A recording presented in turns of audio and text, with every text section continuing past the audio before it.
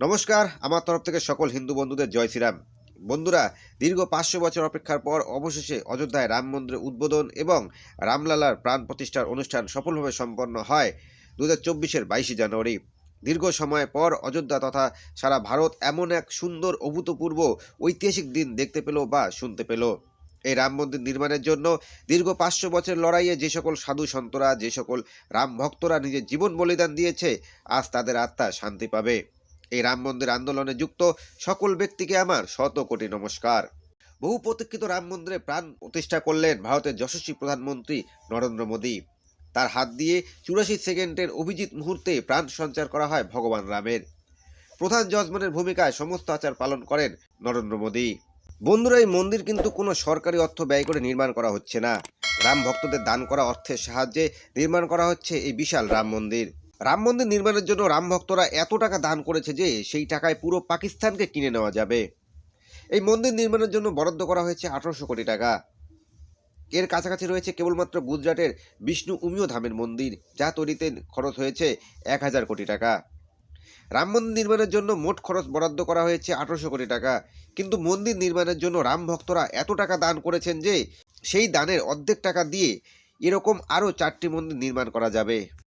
আজকের এই ভিডিওতে জানবো সেই ৯ জন ব্যক্তি সম্পর্কে যারা এই রাম মন্দির নির্মাণে সব থেকে বেশি টাকা দান করেছে।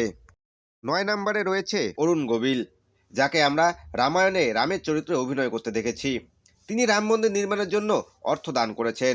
মিডিয়া রিপোর্ট অনুযায়ী যেটা জানা গেছে, রাম মন্দির নির্মাণের জন্য ২৫ লক্ষ টাকা দান করেছেন অরুণ গোবিল। ৮ নম্বরে রয়েছে পবন কল্যাণ। দক্ষিণে এই সুপারস্টার রাম মন্দির নির্মাণের জন্য ৩০ লক্ষ টাকা দান করেছেন।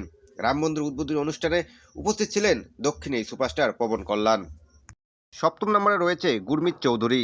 টিভি অভিনেতা গুরমিত চৌধুরী রামায়ণ নাটক দিয়েই টিভিতে অভিনয় জীবন শুরু করেন গুরমিত চৌধুরী। সেখানে তিনি ভগবান রামের চরিত্রে অভিনয় করেন। গুরমিত চৌধুরী মন্দিরের জন্য ২০ লক্ষ টাকা দান করেন। ৬ নম্বরে রয়েছেন গৌতম গম্ভীর। প্রাক্তন ক্রিকেটার এবং বিজেপি নেতা গৌতম গম্ভীর রাম মন্দির নির্মাণের জন্য ১ কোটি টাকা দান করেছেন। গৌতম গম্ভীর বলেন, এই দিনটার জন্য তিনি অপেক্ষায় ছিলেন, আর এই ঐতিহাসিক মুহূর্তের সাক্ষী থাকতে পেরে নিজেকে তিনি সৌভাগ্যবান বলে মনে করছেন। ৫ম নম্বরে রয়েছে সোনু নিগম।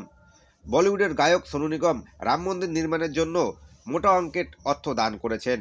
তিনি রাম মন্দির নির্মাণের জন্য ১ কোটি টাকা দান করেছেন আর বলেছেন, রাম মন্দির নির্মাণের জন্য দান করতে পেরে তিনি নিজেকে খুবই গর্বিত এবং সৌভাগ্যবান মনে করছেন, আর এই দিনটার জন্য তিনি দীর্ঘ সময় ধরে অপেক্ষায় ছিলেন। ৪র্থ নম্বরে রয়েছে অমিতাভ বচ্চন। রাম মন্দির নির্মাণের জন্য বিগ বি ৫ কোটি টাকা দান করেছেন। প্রাণ প্রতিষ্ঠার অনুষ্ঠানে বলিউডের সুপারস্টার অমিতাভ বচ্চন উপস্থিত থাকতে পেরে এবং কিছু দান করতে পেরে নিজেকে গর্বিত এবং পুণ্যবান মনে করছেন। ৩য় নম্বরে রয়েছেন কঙ্গনা রানাওয়াত। কঙ্গনা রানাওয়াত তিনি রাম মন্দির নির্মাণের জন্য ২ কোটি টাকা দান করেছেন। অযোধ্যায় পৌঁছতেই ঝাড়ু দিয়ে মন্দির পরিষ্কার করতে দেখা গিয়েছে এই বলিউড অভিনেত্রীকে। রাম মন্দির নিয়ে সোশ্যাল মিডিয়ায় খুব অ্যাক্টিভ ছিলেন এই অভিনেত্রী। তিনি মন্দিরের জন্য ২ কোটি টাকা দান করেছেন। ২য় নম্বরে রয়েছেন মুকেশ আম্বানি। ভারতের ১ নম্বর ব্যবসায়ী মুকেশ আম্বানি রাম মন্দির নির্মাণের জন্য ২,৫১,০০,০০০ টাকা দান করেছেন। রাম মন্দির উদ্বোধনী অনুষ্ঠানে সপরিবারে উপস্থিত ছিলেন মুকেশ আম্বানি। তিনি বলেছেন, আজকে তারা খুব খুশি এবং নিজেকে ভাগ্যবান মনে করছেন এই ঐতিহাসিক মুহূর্তের সাক্ষী থাকতে পেরে। আমাদের এই ভিডিওতে ১ নম্বরে রয়েছেন বলিউড সুপারস্টার অক্ষয় কুমার। বলিউড সুপারস্টার অক্ষয় কুমার রাম মন্দির নির্মাণের জন্য ভগবান রামের চরণে ১০ কোটি টাকা অর্পণ করেছেন। তিনি বলেছেন, দীর্ঘ ৫০০ বছর লড়াইয়ের পর রাম মন্দির নির্মাণ হওয়ার জন্য তিনি খুবই খুশি। তিনি আরও বলেছেন, এটা তার জন্য খুব গর্বের বিষয় বা সৌভাগ্যের বিষয়। তিনি ভগবান রাম মন্দিরের জন্য কিছু করতে পারছেন।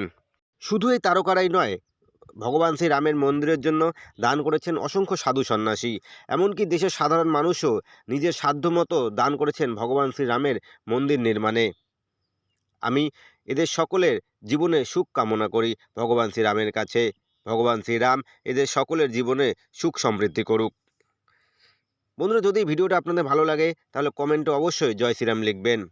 আর আমার চ্যানেলটা এখনও সাবস্ক্রাইব না করলে চ্যানেলটা সাবস্ক্রাইব করে দিয়ে পাশে থাকার বেল আইকনটি বাজিয়ে দেবেন পরবর্তী ভিডিও নোটিফিকেশন সবার আগে পাওয়ার জন্য।